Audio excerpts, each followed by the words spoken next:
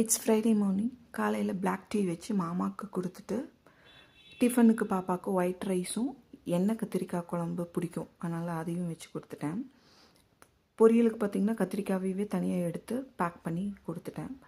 ஸ்நாக்ஸுக்கு lemon juice போட்டு கொடுத்துட்டு, ஈவினிங் ஸ்நாக்ஸுக்கு சிப்ஸ் வச்சு கொடுத்துட்டேன்.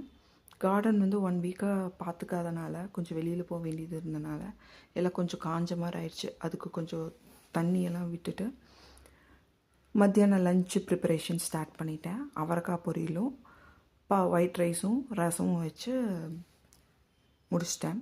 ஈவினிங் பாப்பாவை விளையாட வச்சுட்டு திருப்பி நைட்டு மல்லி சட்னி அரைச்சி தோசை செஞ்சுக்கலான்னு பிளான் பண்ணிவிட்டு நான் அதுக்குள்ளே அதையும் ரெடி பண்ணிவிட்டு பாப்பாவுக்கு ஹோம்ஒர்க்கும் சொல்லி கொடுத்துட்டு 7:30 ஆனோன்னே தோசை ஊற்றி கொடுத்துட்டு டின்னர் ஒர்க்கை ஃபினிஷ் பண்ணிட்டேன்.